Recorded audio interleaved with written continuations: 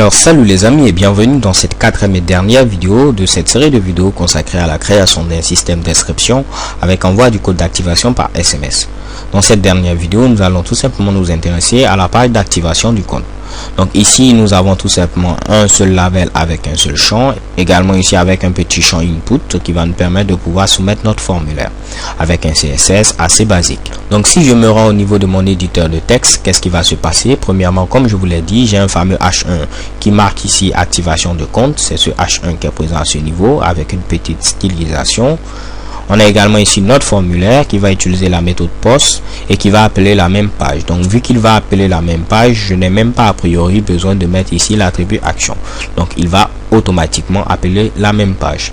Également j'ai un petit label qui va avoir ici comme texte code et également mon champ de type texte et qui aura tout simplement pour name code. Ce sera tout simplement $postcode qui va nous permettre alors de pouvoir recueillir tout simplement ce que l'utilisateur aura entré au niveau de ce champ. J'ai pour terminer un champ de type input qui va me permettre de valider le formulaire. Donc comme je vous le disais, j'ai un petit code CSS, rien de bien compliqué. Je sais que vous pourrez faire mieux. On va s'intéresser maintenant au code PHP qui est beaucoup plus important que ce code CSS là. Donc si je me rends à ce niveau, qu'est-ce qui se passe? Premièrement, je vais ouvrir une session PHP. Donc démarrer ma session, donc je suis obligé de le faire en tout début du script.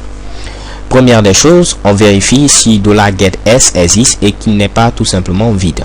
Donc cela permet tout simplement de faire quoi? Cela permet tout simplement de savoir si oui ou non l'utilisateur vient de valider ici l'inscription.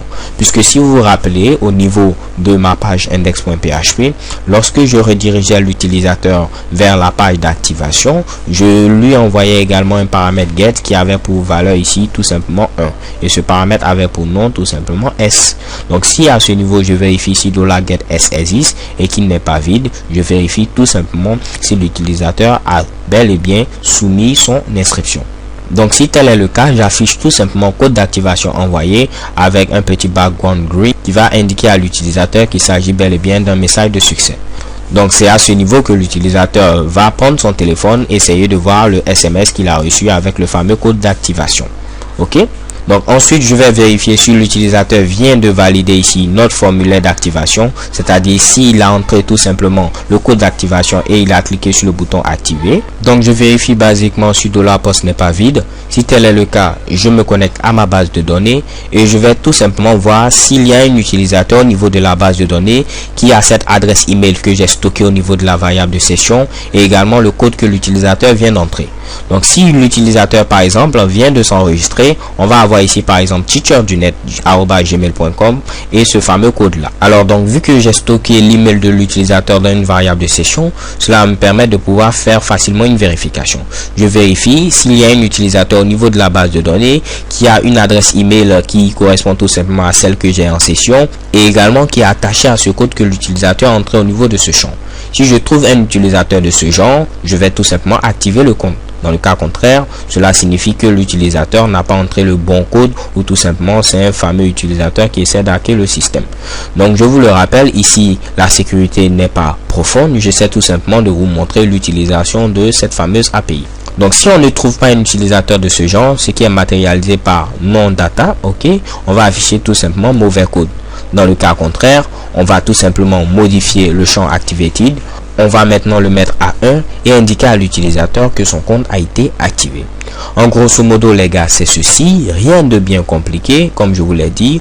Au niveau de la page index, on envoie le code à l'utilisateur. Au niveau de la page index, on envoie le code à l'utilisateur. On le stocke au niveau de la base de données et également on stocke son email en session pour une vérification ultérieure.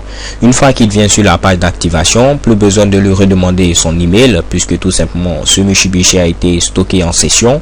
On vérifie le fameux code qu'il va entrer au niveau de notre champ qui est présent tout simplement au niveau de la page activation.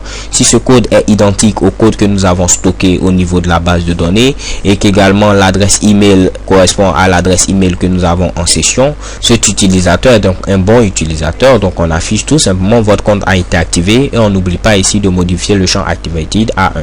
Dans le cas contraire, on affiche mauvais code. Alors les gars, c'est tout pour cette série de vidéos. Ici, il y a beaucoup à faire d'un point de vue esthétique et performance du script. J'ai à le redire, l'idée c'était tout simplement de vous présenter cette fameuse API Tulo. So thank you guys for watching. Don't forget to subscribe and see you in the next video. XOXO.